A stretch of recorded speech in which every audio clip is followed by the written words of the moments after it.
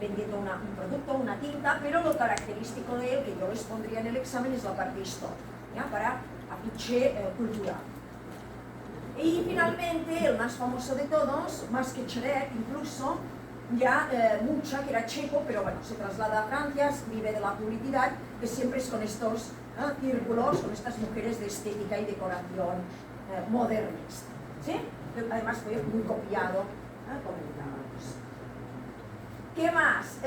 Y recuerden que ya a finales del siglo XIX, a partir de 1870, podemos ya empezar a hablar de diseño gráfico como tal, ¿ya? ¿Por qué? Porque hasta ahora recuerden que nomás habíamos hablado que de impresores, que de tipógrafos, que de ilustradores, que de grabadores, ¿ya? Pero nunca hablábamos de diseñadores gráficos como tal.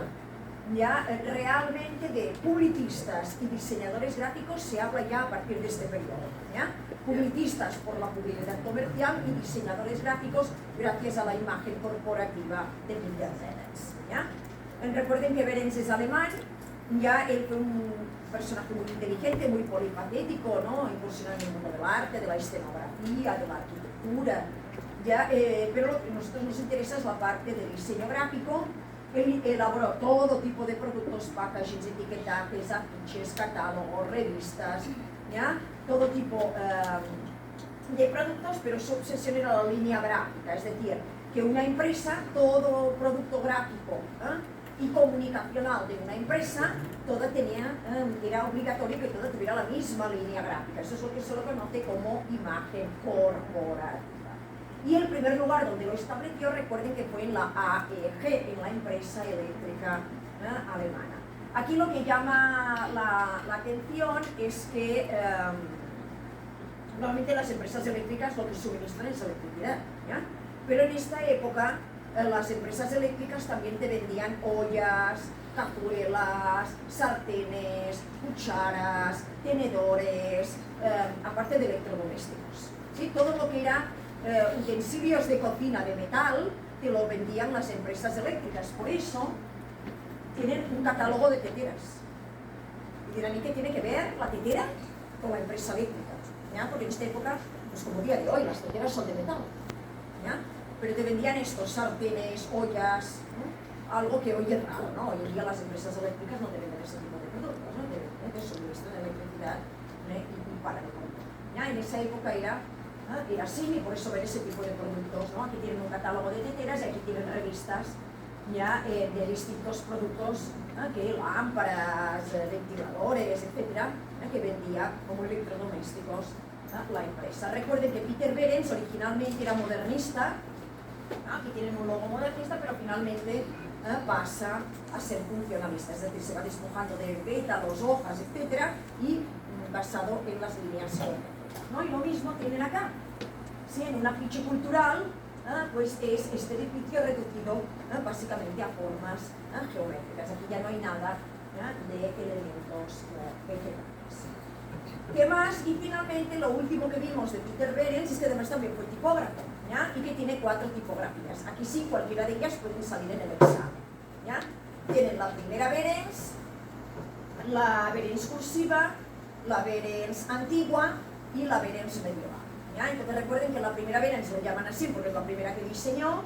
Siempre tomen como referencia la V y la W, y en este caso pues cerrada de arriba, ¿ya? La Behrens cursiva es igual que la primera Behrens, pero la única diferencia es que está inclinada, ¿ya?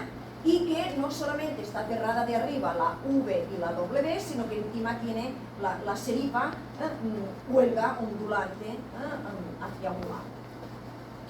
La Behrens antigua y la medieval, recuerden que es hacer un honor a la antigua capital monumental de origen antiguo, por eso le llaman así, de origen romano, que perduró pues durante toda la tardoantigüedad, toda la Edad Media, toda la época moderna y hasta el día, hasta a día de hoy, la época contemporánea. Sí, entonces la antigua, recuerden que la V y la W pues tiene esta serifa ondulada a un lado y la medieval recta, rayita, rayita, rayita, rayita, rayita, ¿ya? Bueno, eso básicamente Peter Behrens, y el que nos quedaría pendiente es Van der Velde, ¿ya? Que él en cambio es holandés y él es sobre todo modernista, aunque ya empieza a tener algo también de funcionalista. Lo vemos especialmente en el afiche, donde acá en sí no aparecen elementos vegetales inventados, pero ya empiezan a ser un poco sencillos, ¿no? Acá o en la portada de este libro. ¿Cuál es la principal característica de Van der Velde? Uso del pan de oro, inspiración de la secesión vienesa de Gustav Klimt, del arte vienés, pero él lo hace en el diseño gráfico. La ilustración animada, recuerden cómo el mobiliario pues lo personifica, ¿no? La cama, el tocador, la mesita, pues toman vida. Y la tipografía Van der Velde, que son estas letras que tienen estas cosas como arrugadas, que en realidad son las hojas que van creciendo, que se van desplegando en la planta. Por lo tanto, es una tipografía completamente modernista. ¿De acuerdo? Básicamente este sería el resumen de la clase anterior y vamos hoy ya a cerrar el capítulo 3 para poder introducir el capítulo 4. Me quedo con la primera diapositiva del capítulo 4, ya que es la introducción, pero si podemos empezar a dar algo más, pues excelente, y si no, al menos hasta ahí, ¿sí? Bueno, ¿qué vamos a ver el día de hoy? El día de hoy vamos a ver la figura de Otto Ekman. Ya ellos, acuérdense, todos diseñadores, ya los podemos llamar como tal, ¿sí? Alfred Roller, Arthur McMurdo, Koloman Moser y Joseph Hoffman. Por favor, en Hoffman sí apunten el nombre, porque hay otro Hoffman en el capítulo 4 y podrían confundirse, ¿ya? Entonces, porque Hoffman es un apellido alemán muy habitual, ¿ya? Entonces podrían ahí, es como, no sé, como Miller, ahí a patadas, es como llamarse García, Rodríguez, entonces ahí sí podrían confundirse. Joseph Hoffman, ¿ya? Bueno, y lo último que veremos del capítulo 3, concretamente de la subunidad 3.3, ya es la última tipografía del siglo XIX, que de hecho se diseñó entre el siglo XIX y el siglo XX, ya lo veremos, que es la Accident Grotesque, que es una tipografía sans serif, porque recuerden que la tipografía más novedosa del capítulo 3 del siglo XIX, la gran innovación tipográfica del siglo XIX, son las sans serif, ¿ya? ¿Ok? Y finalmente la subunidad 3.4 ya les dije que era algo corto, porque recuerden que en América Latina y en Ecuador concretamente, ya recuerden que el barroco y el rococó se extendieron hasta mediados del siglo XIX, ¿ya? Por lo tanto, las características iconográficas para el diseño gráfico para el siglo XIX en Ecuador es básicamente de la segunda mitad del siglo XIX. ¿Ya? Es que da como repetido, pues medio, ¿sí? Pero eso no lo voy a contar ni yo lo que hay aquí, me lo van a decir ustedes, porque ya lo conozco. Listo, vamos. Entonces, Otto Ekman, ¿ya? A ver, Otto Ekman, él era de origen alemán, igual que Peter Behrens, ¿ya? Era un contemporáneo a Peter Behrens, pero a diferencia de Peter Behrens, él se quedó en el modernismo. El modernismo en Alemania se lo conoce como Jungen. Miren, Jungen. Y básicamente Otto Ekman se hizo muy famoso ilustrando con estilo modernista, es decir, con elementos vegetales, animales y estas mujeres con el cabello con flores, etc., al más puro estilo modernista. Allí donde vean una revista que dice Junge, infalible, Otto Ekman. No hay cómo complicarse, ¿ya? Más la vida, tienen el ex libris de Otto Ekman, tienen páginas, una portada de libro, tienen, que además ya dice Ekman, si quieres saber qué es Ekman, ¿ya? Tienen una página interior, también con estilo, decorada con estilo modernista, como que fuera una marginalia, ¿ya? Y un afiche, ¿ya? Porque él hizo un poco de todo, pero sobre todo se dedicó al diseño editorial. Entonces, ¿qué les pido en el examen? La revista Junge y la tipografía Ekman. ¿Qué es la tipografía Ekman? Es la que aparece aquí. ¿Ya? Es una tipografía inspirada en la primera Behrens.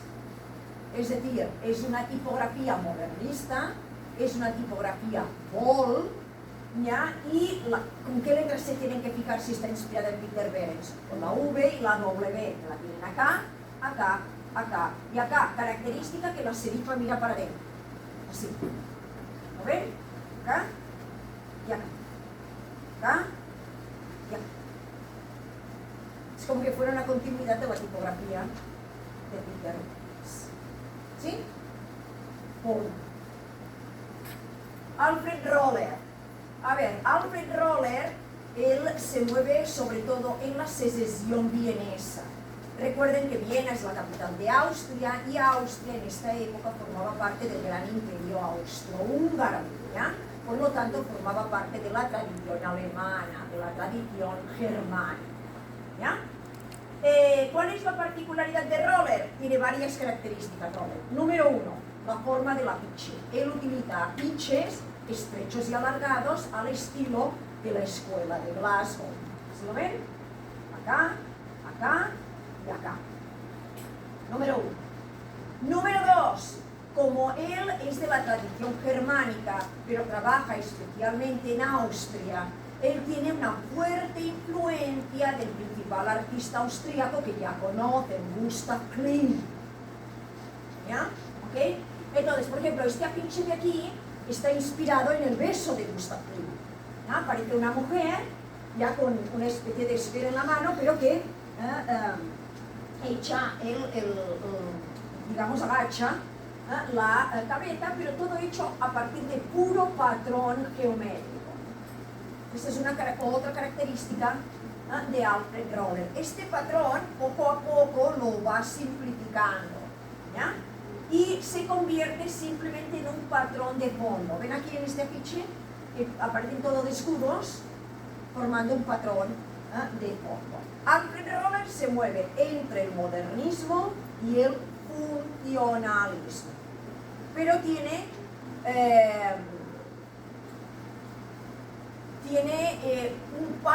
digamos que llega a ser más funcionalista que el propio Peter Behrens. ¿Ya? ¿Ok? Y por ejemplo, la palabra secesión, que es el nombre que recibe el modernismo en Austria, fíjense que la S imita el cabello de las mujeres de la época, ¿no? Este cabello ondulado, largo. Pero el fondo, que sería modernista, pero en cambio el fondo es funcionalista porque es un patrón geométrico. Número 2. Número 3. La tipografía Roller. ¿Qué le pasa a la tipografía Roller? No, es que la mañana tengo clases en el otro lado. Ya lo había dibujado. Esta tipografía Roller, esto lo tengo que dibujar para que lo vean. Es esto de aquí y esto de aquí. La tipografía Roller es que siempre Alfred Roller, para diseñar la tipografía, ¿qué hace? O bien un cuadrado o bien un rectángulo. ¿Sí? Y primero lo que hace es redondearlo de los extremos.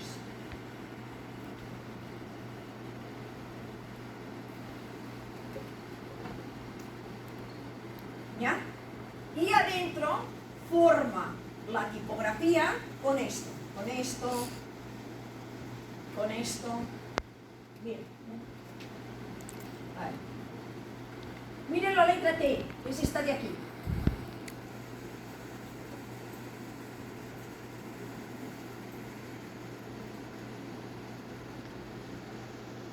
No sé si la ven acá, la letra T. ¿Cómo hace la letra T? Es algo parecido a esto, ¿sí? Pero ¿cómo la forma? La forma así, miren.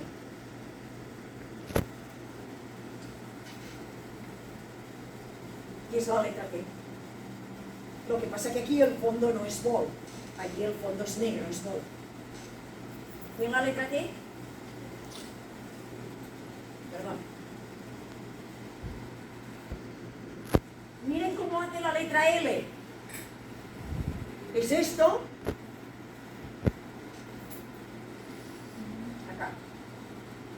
Pero le hace así, la letra L. Esto es L, esto es T. Y así para todas las letras. Miren la letra U. Es esto mismo, ¿no? Lo redondea de los extremos. Y miren cómo forma la letra U. Poco a poco. ¿Ya? Poco a poco. Y esta es la letra U. Miren. A ver, la T. ¿Ven la T?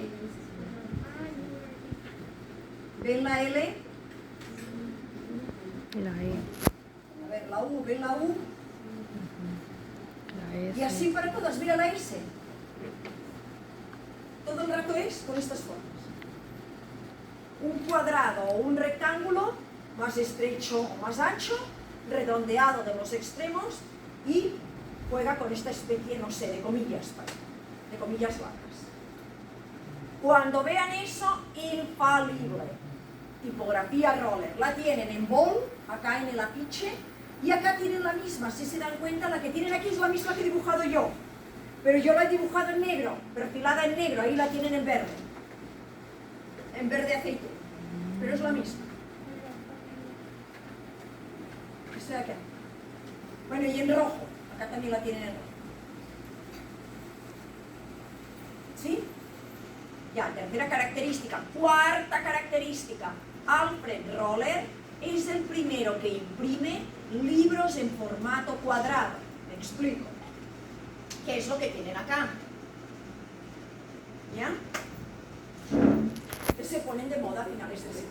Normalmente los libros eran esto, un formato A4. ¿Qué le hace Alfred Roller? Le corta la parte de arriba y lo deja en un formato cuadrado. Y ligeramente más ancho. Es decir, que lo que le quita aquí se lo pone ligeramente acá. Y genera un formato completamente cuadrado. Hoy en día es normal imprimir libros en ese formato. De hecho, por ejemplo, los cuentos muchos vienen en este formato. Pero en esa época no existía. ¿Sí? Otra particularidad, Alfred Roller ya utiliza marginalia. Pregunta de examen. ¿Esta marginalia en qué está inspirada?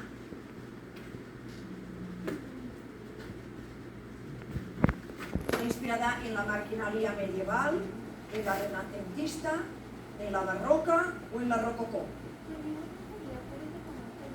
¿Perdón?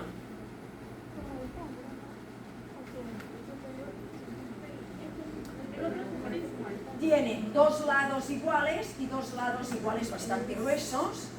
Ya está a medio camino entre el Renacimiento y el barroco, pero el tipo de vegetación inventada es infinita, el rococó. ¿De acuerdo? A ver, aquí tienen el ex libris de Roller, y acá Roller era un gran aficionado a los textiles, al tejido, como ven acá. Y muy a menudo lo utilizaba para las marginalias orlas, imitando, por ejemplo, al felpo, ¿ya? Las marginalias celtas. ¿Sí? Listo. Resuelto Roller. Arthur McMurdo, británico.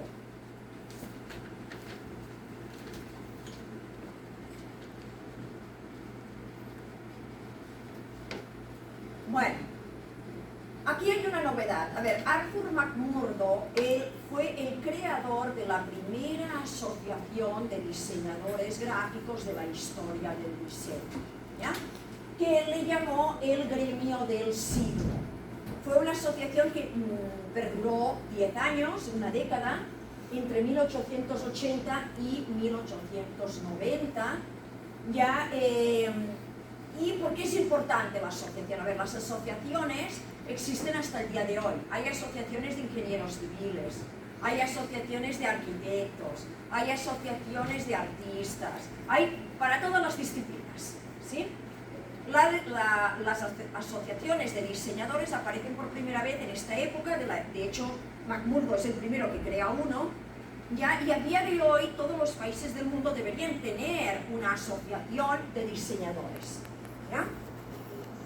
España tuvo una, bueno, creo que tiene una, pero se propone ya su renovación. De hecho, sus compañeros de antropología, el PEUSAL 2 de antropología, fue leer un artículo sobre una propuesta de crear un código deontológico para el mundo del diseño gráfico, ¿ya? Pensando en el diseño gráfico como asociación. En Ecuador, les cuento que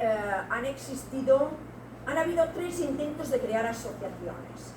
Hubo una primera asociación cuando yo recién vine a Ecuador, ya hace prácticamente 23 años, 24 años, que la crearon en Quito. Al principio funcionaba bien, la gente le hizo ilusión, porque ¿cómo funcionan las asociaciones? Alguien la funda, pero sus integrantes tienen que pagar una cuota, ¿ya?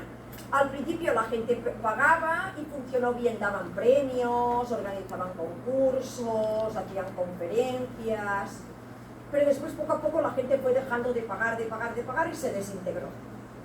Les estoy hablando, eso sobre el año 2003, 2004, ¿ya? ¿No? Por allí, o sea, que estoy hablando de hace más de 20 años. Tiempo después, les estoy hablando que eso debe haber sido sobre el año 2011, 12, 13, por allí, ¿no? Ya hace también, serán unos 12 o 13 años, Riobamba, la Universidad de Riobamba, intentó volver a crear una segunda asociación de diseñadores. Me acuerdo tanto que acá algunos docentes hicieron algún evento y fueron, pero también se desintegró. Y yo fui durante 5 años coordinadora de la carrera de diseño gráfico, ya, y creo que yo lo fui hasta desde el año 2012 hasta el año 2016. Creo que fue en el año 2000, ¿no? Sí, creo que fue prácticamente cuando estuve a punto de salir, porque lo fui hasta el primer término académico del año 2016. Después ya no quise continuar, pues ya 5 años de coordinación ya aquí. Me acuerdo que yo salí, creo que fue en septiembre, octubre, y creo que fue como en julio, me invitaron a un evento en el MAC, que era un evento del gobierno. En esa época aún el gobierno, pues estaba Rafael Correa, ¿ya? Y nos reunieron para volver a crear por tercera vez consecutiva una asociación, no solamente de diseño, querían que fuera de diseño gráfico, de diseño de producto, de artistas, un poco que aglutinara, muy al estilo de la escuela de Glasgow, ¿ya? Pero no hicieron nada. Esta asociación, en cambio, era de tipo gubernamental, era el propio gobierno, ¿ya? Quien la quería crear. La primera asociación la creó un arquitecto, no la creó, aunque era de diseñadores, no la crearon diseñadores, porque originalmente en Ecuador la carrera de diseño gráfico la impartían en las facultades de arquitectura. ¿Sí? ¿Okay? La segunda ya no, la de Riobamba eran diseñadores gráficos, y la tercera pretendían que fuera más multifacética, pero organizada por el gobierno. Me dirán, bueno, Miss, ¿y por qué se crearon y desaparecieron o intentaron crearlas y finalmente no se consolidó? Porque para mantener una asociación sus miembros tienen que pagar cuota. ¿Ya? Cuando dejas de pagar cuota, pues ya no hay asociación, porque claro, para hacer los cursos, para hacer concursos, para dar formación, pues de algún lugar tiene que salir el dinero, ¿sí? En el caso del gobierno no se dio porque la pretendieron crear muy al final, cuando ya Correa prácticamente estaba de salida, ¿ya? Entonces, fue por una cuestión más meramente política. Me dirán, bueno, Miss, ¿y para qué sirven estas asociaciones? Más allá de que te dan capacitación, ya que hacen conferencias, que dan concursos para mejorar la calidad del diseño, etcétera, etcétera, las asociaciones, lo que para mí es especialmente importante es porque regula el precio en el mercado, ¿ya? La asociación dice, a ver, todos los diseñadores que forman parte de la asociación, ¿ya? Si van a diseñar un logo, todos tienen que cobrar el mismo precio para un logo al cliente, ¿sí? Si eres un diseñador licenciado, si eres un diseñador tecnólogo, vas a cobrar otro precio, y no puede cobrar más un tecnólogo que un licenciado. ¿Por qué? Porque un tecnólogo le dices, a ver, diséñame una marca. Y para él una marca es un logotipo, ¿ya? Y el logotipo, a ver, ¿por qué lo diseñasteis así? Ah, bueno, porque se ve bonito, ¿ya? Eso no lo hace un licenciado. Un licenciado ya investiga la empresa, investiga cuáles son los pilares de la empresa, cuáles son los valores de la empresa, ya cuál es el origen de la empresa, y conceptualiza, inventa un relato a partir de toda esta información de la empresa. Entonces no es lo mismo que tú diseñes ya que la empresa sea de alimentación y que el logo sea un pollo, ¿sí? ¿Y por qué es un pollo? Porque vende pollos, ¿sí? Que tú hagas un logo que resulta que es, no sé, la cresta de una gallina, ¿ya? Porque resulta que has averiguado un montón de cosas de la empresa y resulta que que el producto estrella de la empresa son los huevos, ¿ya? Y que son huevos orgánicos porque las gallinas pues pastan en el monte, por eso el logo pues es la cresta de una gallina, porque además la cresta de una gallina parecen montañas, ¿vale? Es decir, hay una conceptualización detrás. Evidentemente no puede cobrar igual un tecnólogo que un licenciado, porque curra más un licenciado que un tecnólogo. Uno ya conceptualiza, para conceptualizar hay que investigar y hay que ser creativo, ¿ya? El otro simplemente lo que hace es utilizar la lógica y dibujar. ¿Ok? Entonces, en ese sentido, es que Arthur McMurdo en Inglaterra pretendió crear la primera asociación ya de diseñadores gráficos. Y dirán, bueno, ¿y por qué surge en Inglaterra y no en otro país? Por la revolución industrial, ¿ya? Porque la revolución, ¿para quién diseñabas marcas? ¿Para quién diseñó marcas Peter Behrens? Para una gran empresa, una empresa eléctrica, ¿ya? Pues lo mismo sucedía en Inglaterra, era para empresas textiles, empresas grandes, ya fábricas, ¿sí?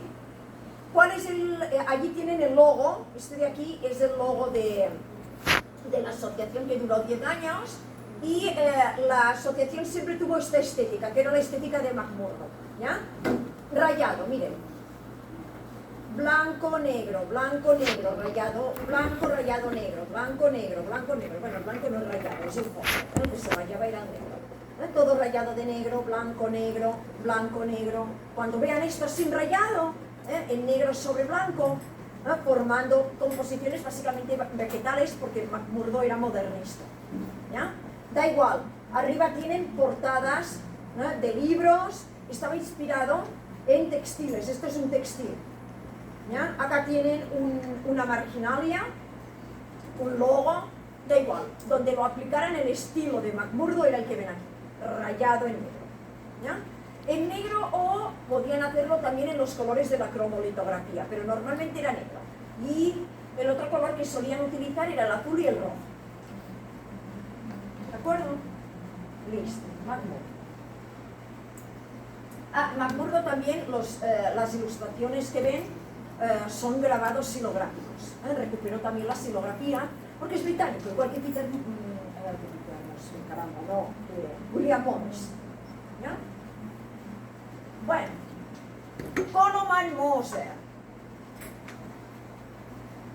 A ver, Koloman Moser, él también pertenece al mundo germánico, se movió especialmente en el mundo austríaco de la secesión vienesa, ¿ya?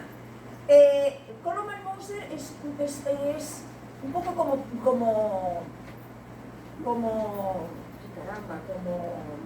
el que acabo de mencionar, William Morris, ya mezcla modernismo con funcionalismo. Mira, número 1, afiches, alterna afiche A3 con afiche alargado Escuela de Glasgow. Primera mezcla. Segunda mezcla modernismo, ven la mujer de aquí, el cabello largo, las floretitas, ¿ya? Aquí también la mujer con la vestimenta larga, reducida, líneas, estilo Escuela de Glasgow, modernismo, Escuela de Glasgow, ¿ya? Acá igual, influencia de Loquilloé, Escuela de Glasgow, ¿sí? Cuerpo reducido a líneas, Escuela de Glasgow. Pero en cambio acá funcionalismo, uso de patrón en el fondo, igual que Alfred Roller. Esto es lo mismo que esto. Lo único que aquí son escudos, ¿ya? Y aquí, no sé, son como gotas de lluvia, ¿no? Algo así. ¿Sí?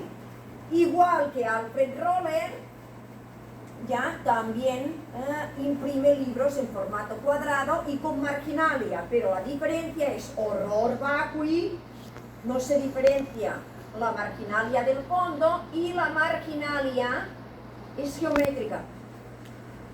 Primera vez que encontramos una marginalia geométrica. ¿Sí?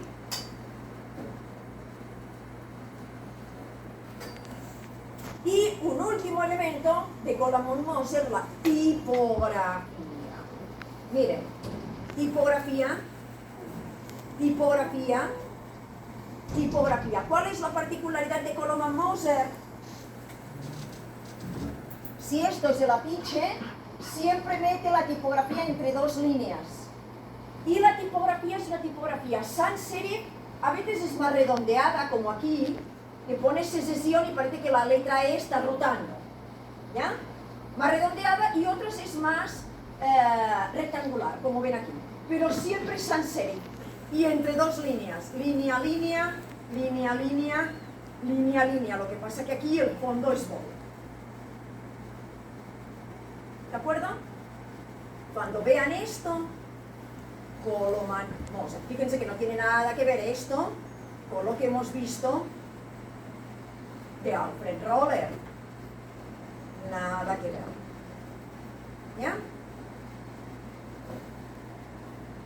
Y para terminar, el último diseñador gráfico del siglo XIX, Joseph Hoffman. Hoffman, a ver, él de joven hacía esto que ven aquí. Este es su ex libris, que es un ex libris totalmente inspirado en la escuela de Glasgow, pero él originalmente hacía esto. Hacía diseño editorial inspirado en Tori. ¿Se acuerdan quién era Geoffroy Tori? El de los toros. A ver quién se acuerda. El español. Hacía el uno. ¿Cómo hacía las marginalia Geoffroy Tori?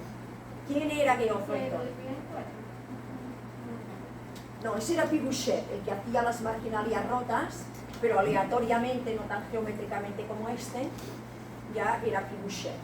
Tori, recuerden que era ese impresor de la monarquía británica que hacía marginalias inspiradas en la campiña británica, que le ponía erizos, perdices, frutillas silvestres, moras, ya con algún elemento heráldico, ¿se acuerdan? ¿Sí? Joseph Hoffman, él es alemán, y hace algo parecido, ¿ven?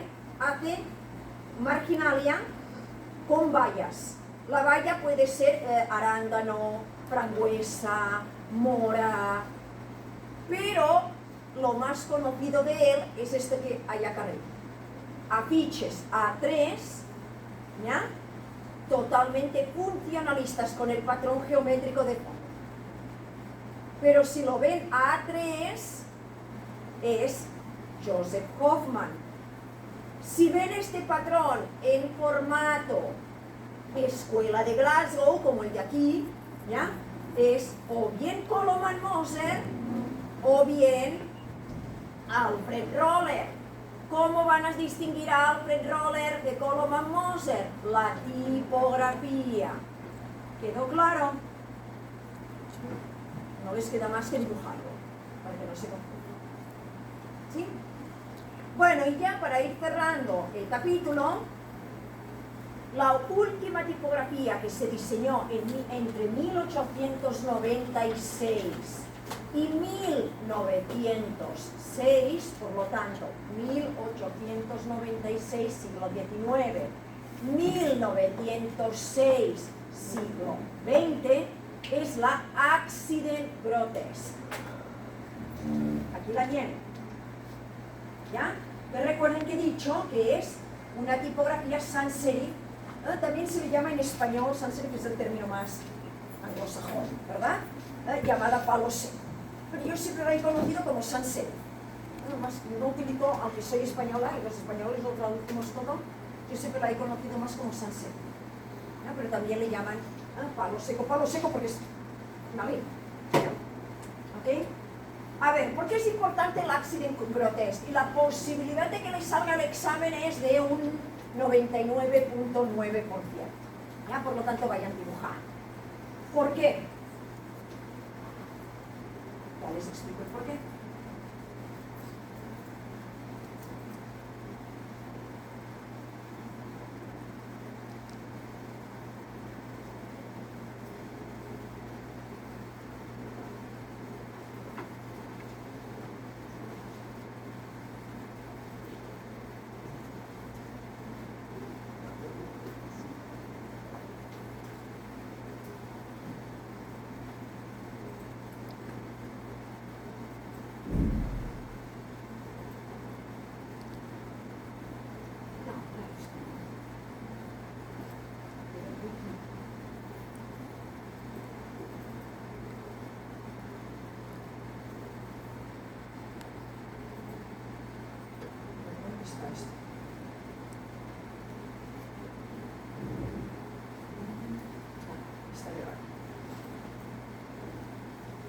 A ver, la accident grotesque ya he dicho que es una tipografía a caballo del siglo XIX y del siglo XX. Y es una tipografía sunset. ¿Por qué es tan importante la accident grotesque? Porque la accident grotesque es la tipografía en que se inspiró Miedinger para diseñar en 1957 dentro de la Escuela Germano-Suiza de Diseño, también llamada Estilo Tipográfico Internacional, la Helvética. ¿Ok? ¿Sí? ¿Les suena la tipografía helvética? ¿Han oído hablar alguna vez de la helvética? Bueno, la helvética en el mundo del diseño gráfico hasta el día de hoy, así de usada. Así. ¿Ok? Entonces, la helvética se diseña dentro de la Escuela Germano-Suiza de Diseño, que es una escuela que pretendía volver a recuperar la Bauhaus, ¿ya? Que es la escuela más importante de toda la historia del diseño. Era 3 vueltas a la escuela de Glasgow y las escuelas posteriores todas fueron inspiradas en la Bauhaus. La Germano-Suiza, Ulm como Nueva York. ¿Sí? Entonces, la Germano-Suiza creó varias tipografías. Una de las más importantes es la famosa helvética. La helvética, que fue creada por un tipógrafo llamado Medinger, fue creada en 1957, es decir, a mediados del siglo XX, hace ¿qué? Unos 70 años. ¿Ya? Fue inspirada en la accident grotesque. Y acá tienen la comparación. Miren, quiero que se fijen bien, porque la diferencia entre la una y la otra es mínima, pero mínima. Miren, accident grotesque, helvética. ¿Sí? La diferencia, el grosor. Si se dan cuenta, la T del accident grotesque es ligeramente más redondita y más delgadita, ya que la C de la helvética, que es ligeramente más estrechita y más gruesita. La G igual, ¿sí lo ven? Más redondita, más estrechita, ligeramente más gruesita. Ahora, la J, ahí empieza a haber más diferencia. Miren la J del accident grotesque y miren la J de la helvética, es más ganchuda. Ligeramente más gruesa, pero más ganchuda. Ahí ya la podemos distinguir un poco mejor. ¿Ya? Miren la Q. Esta es una Q que nomás le sale el rabito, pero en cambio aquí el rabito cruza todo el círculo. Y ligeramente más gruesita. Miren la R. Más geométrica, más gruesita y ondulante. Es decir, ahí sí hay que fijarse, pero con pinzas, porque son muy parecidas. ¿De acuerdo? ¿Sí? Recuerden que qué escuelas veremos. Hemos visto para el 19 Glasgow, Para el 20, hoy voy a empezar el capítulo 4, aún no voy a hablar de manera extensa de la Bauhaus, pero el día, a ver, la próxima semana, no sé si el lunes me va a alcanzar a hablar de la Bauhaus, pero el primer día, regresando de Navidad, seguro. ¿Sí? De ahí hablaremos de la germano-suiza con la helvética. Ya la Bauhaus tiene una tipografía propia que se le llama futura, ¿sí? La escuela germano-suiza tiene helvética y tiene Univers. La Univers es esta de aquí, que ya la vamos a hablar en su momento, que también está inspirada en la Accident Grotesque, ¿ya? Ulm no tiene una tipografía en particular. Ulm es una escuela que la veremos en 4 o 5 diapositivas, porque sobre todo fue una escuela de diseño de producto, más que de gráfica. ¿Ya? Por lo tanto es cortita, y la que veremos también de una manera relativamente extensa es la escuela de Nueva York. Estas serán todas las escuelas que vamos a ver, ¿de acuerdo? Y para todas ellas la Accident Grotesque es una de las tipografías de referencia, ¿ya? Pero especialmente para la escuela germano-suiza de diseño. Listo.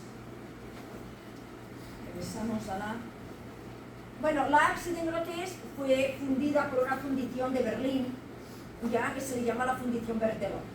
Acuérdense que ya a partir del siglo XIX, muchas imprentas se separa el negocio de imprenta del negocio de fundición. ¿Ya? Entonces aquí particularmente el negocio donde se fundió la Accident Grotesque era simplemente una fundición, se dedicaba básicamente a fundir tipografías. ¿Sí?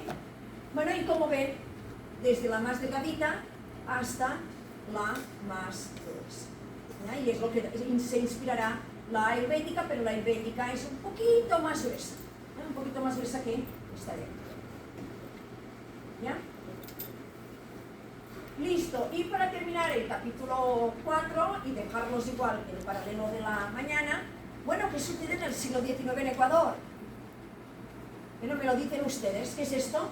Imagínense que esta diapositiva la pongo en el examen. Les digo, mírenme cuáles son los productos gráficos que aparecen. ¿Qué me dirían? Número 1, ¿qué es lo número 1? ¿Seguro? Número 1 es un periódico.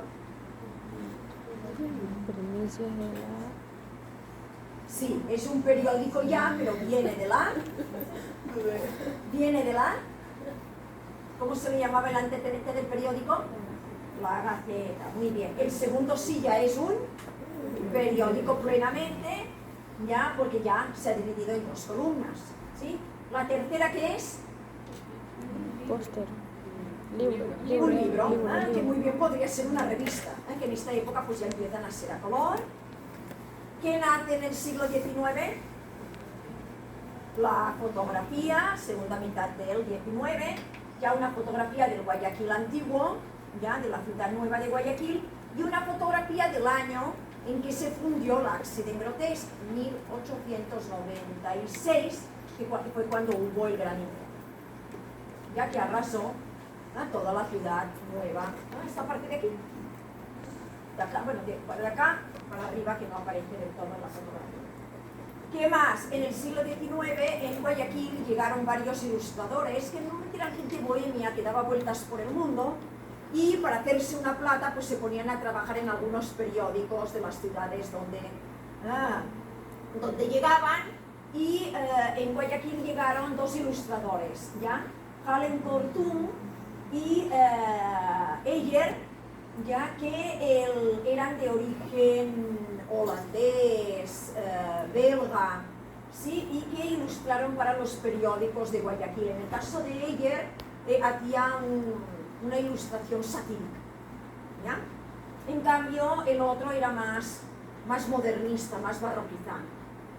Y finalmente, aquí tienen un anuncio publicitario de un periódico de Guayaquil a caballo entre el siglo XIX y el siglo XX, que en el caso de Guayaquil estamos hablando de la segunda mitad del siglo XIX.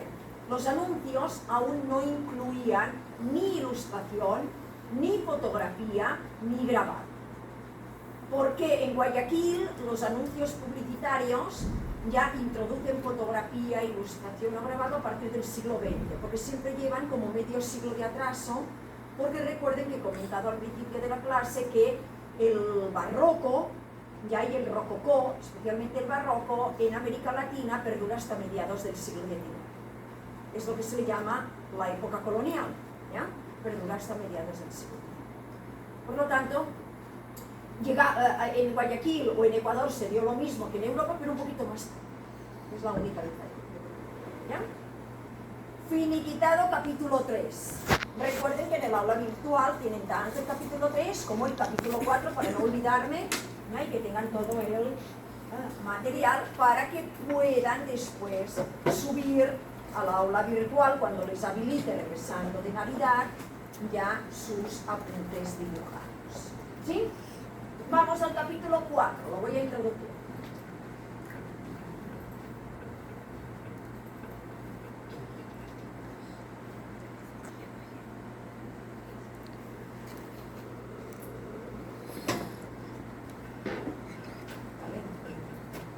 Ahora, bueno, el capítulo 4, en su momento lo titulé Diseño y Modernidad. A ver, les decía al grupo de la mañana que yo en Historia del Diseño, para hacer referencia al siglo XIX, XX y lo que llevamos del siglo XXI actual, yo suelo utilizar dos palabras, ¿ya? Por un lado, época moderna, por otro lado, modernidad. ¿Es lo mismo? No. ¿Ya? Época moderna son los siglos XIX, XX y XXI. ¿Sí? Y parte del 18, porque quien marca la entrada a la época moderna fue especialmente la Revolución Francesa.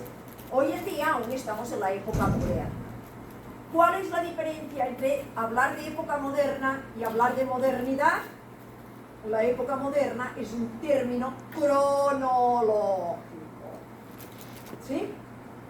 En cambio me dirán, bueno, Miss, ¿y cuál es la diferencia con el concepto de modernidad? Ya el concepto de modernidad no es un concepto cronológico, es un concepto estético. Es exactamente decir lo mismo cuando decimos este diseño es de la época contemporánea que decir es moderno. No. ¿Ya? La modernidad básicamente es el siglo XX y hace referencia a los ideales de belleza estéticos. ¿Sí? En cambio, la época moderna es parte del 18, todo el 19, todo el 20 y a día de hoy aún estamos en la época contemporánea. En cambio, la modernidad, hoy estamos en la modernidad, hoy más bien estamos en lo que le llaman la posmodernidad o la modernidad líquida. ¿Sí? Por eso digo que el término modernidad va más de la mano con el siglo XX. Porque hoy estamos en la posmodernidad o en la modernidad líquida. Porque hoy en día, por ejemplo, todo el tema de la abstracción ya lo tenemos muy claro. Ya no genera tanta duda. Pero en cambio, a principios del siglo XX, que se hiciera diseño abstracto fue toda una novelería. ¿Sí? ¿Por qué le llaman hoy en día modernidad líquida? Porque hay cambios muy rápidos, ¿no? Cada vez hay más tecnología, la tecnología cambia cada rato, ya, y de aquí a aquí tenemos, ¿no? La IA, y de aquí a aquí ya tenemos la IA generativa, ¿ya? Entonces, cambia con una rapidez tremenda, por eso le llaman modernidad líquida, ¿no? Porque fluye como el ¿sí? ¿Ok? Por lo tanto, no es lo mismo cuando yo digo época contemporánea que cuando digo modernidad. ¿Sí? Número 1. A ver, la subunidad 4.1 es la siguiente escuela. La más importante que he mencionado es la Bauhaus, pero el día de hoy aún no voy a hablar del todo de la Bauhaus. Si me alcanza lo haría el lunes, pero lo más probable cuando regresemos de Navidad. ¿De qué voy a hablar el día de hoy? ¿Cómo va a ser la introducción? Voy a hablar de las vanguardias artísticas. ¿Pero voy a hablar de arte? No. No se puede explicar el diseño gráfico del siglo XX sin relacionarlo con las vanguardias artísticas. Pero, ya ¿Funcionan igual las vanguardias artísticas en el mundo del arte, y valga la redundancia, que en el mundo del diseño gráfico? No. No. ¿Ya? ¿Cuál es la principal diferencia? El eclecticismo. Eclecticismo. ¿Qué significa el eclecticismo? Miren, un artista ya del siglo XX que utilizara vanguardias, primero empezaba en una vanguardia, después con el paso del tiempo, bueno, se volvía más crítico, no le gustaba la vanguardia, empezaba a no estar de acuerdo, se cambiaba a otra vanguardia, ¿sí? Y máximo, un artista circulaba por un par de vanguardias, quizás el más exagerado 3 vanguardias, pero no más. En diseño gráfico podemos encontrar mezcladas en un mismo diseño 3, 4, 5 vanguardias, las que hagan falta. ¿Encontramos todas las vanguardias artísticas en el mundo del diseño? No. Ya el diseño elige una serie de vanguardias artísticas. ¿Ya? Y las otras, bueno, de repente, de manera puntual, puede incursionar en ellas, pero no fueron de uso habitual. ¿Cuáles fueron las vanguardias más utilizadas en el mundo del diseño gráfico de manera ecléctica, es decir, mezcladas entre ellas? Las siguientes, y me las van a comentar ustedes, porque han visto historia del arte y me imagino que manejan muy bien las vanguardias artísticas. Vamos.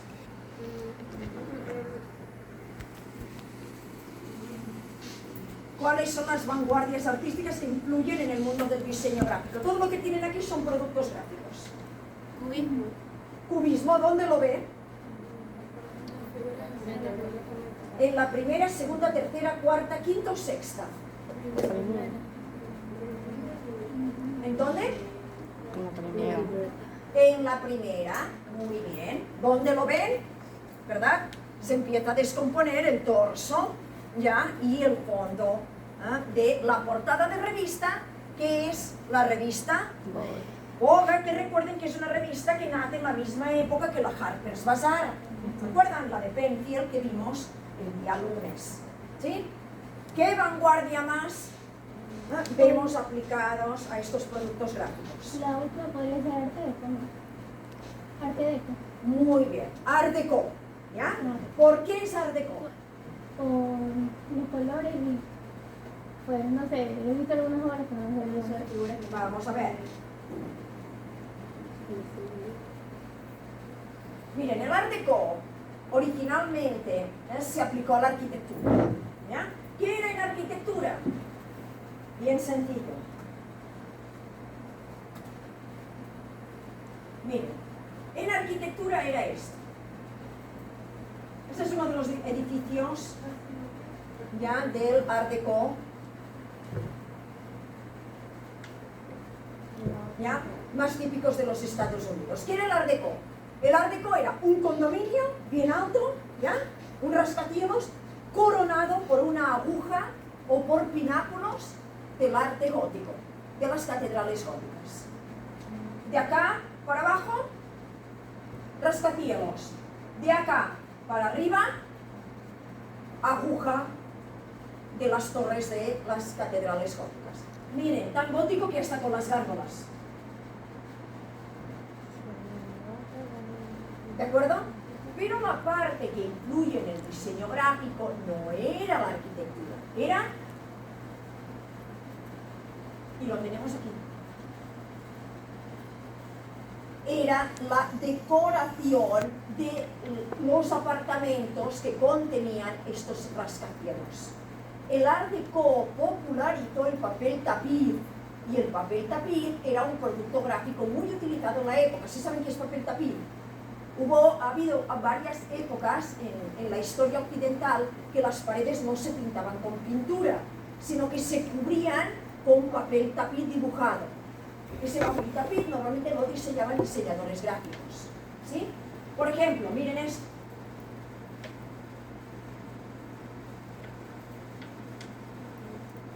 Miren, todo esto.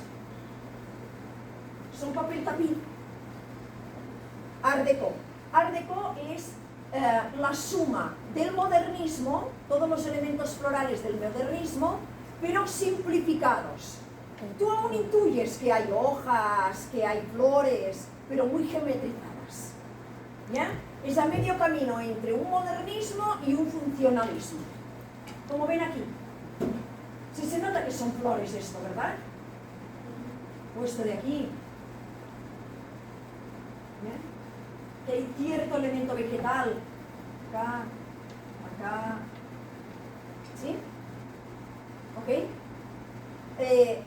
Los interiores Art Deco aturdían mucho, aturdían porque nos oscurecía mucho.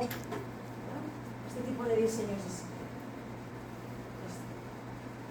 Eran patrones, pero grandes, geométricos con una cierta reminiscencia floral, pero reducida a forma geométrica.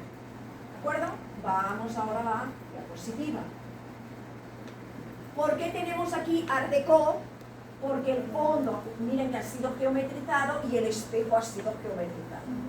Además, el Art Deco toma muchas influencias de ukiyo-e. ¿Se acuerdan qué era el ukiyo-e? Las estampillas japonesas, que aparece aquí una geisha. Para la misma revista. ¿De acuerdo? Ya tenemos dos vanguardias. A ver, cabe indicar que el cubismo no fue habitual en el mundo del diseño gráfico, fue secundario. Pero el Art Deco sí fue habitual en el mundo del diseño gráfico. Vamos, ¿qué vanguardias más tenemos? Tenemos como 4 vanguardias más.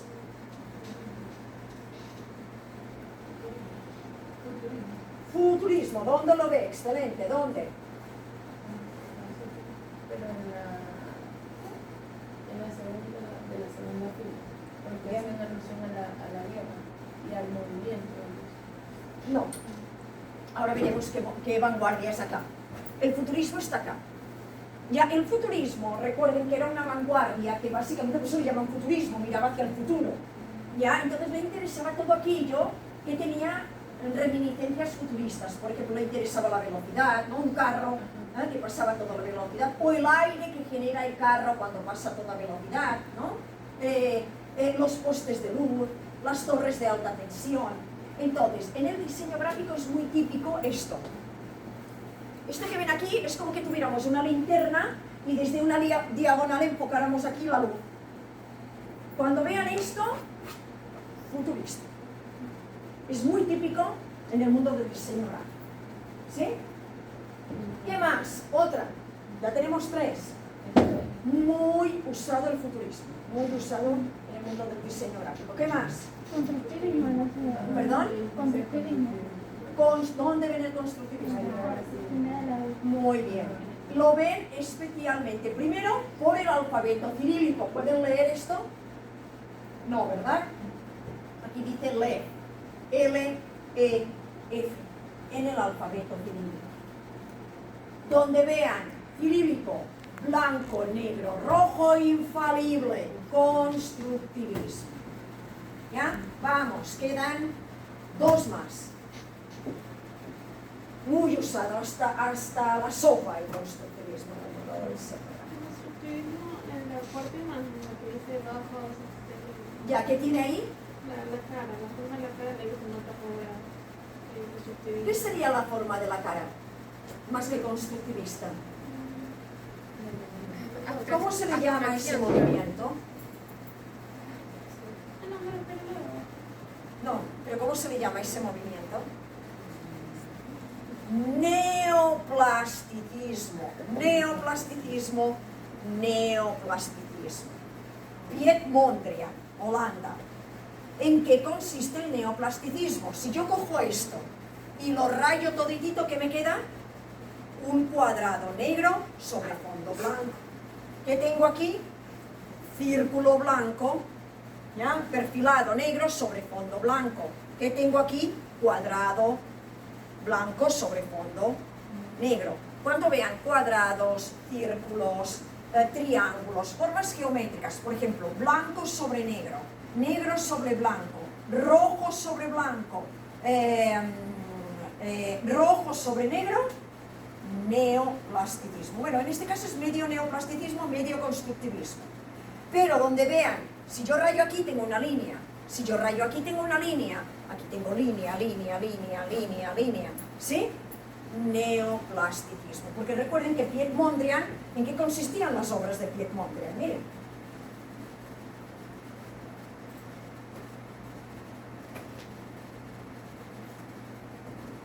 El movimiento neoplasticista se lo conocía como D-Style, por eso le marcaba arriba el D-Style, ¿ya? ¿Sí o no? Cuadrado, rectángulo, ¿sí? De los colores que nos vienen de la cromolitografía, líneas. Aquí son negras, pero son negras sobre blanco, pero podrían ser blancas sobre negro, o podría ser rojo sobre negro, rojo sobre blanco, ¿sí? Neoplasticismo. Y falta uno, muy usado el neoplasticismo, ya lo verán en el próximo. A ver, ¿qué vanguardia nos falta? Muy bien, ¿quién ha dicho dadaísmo? Muy bien, ¿ya?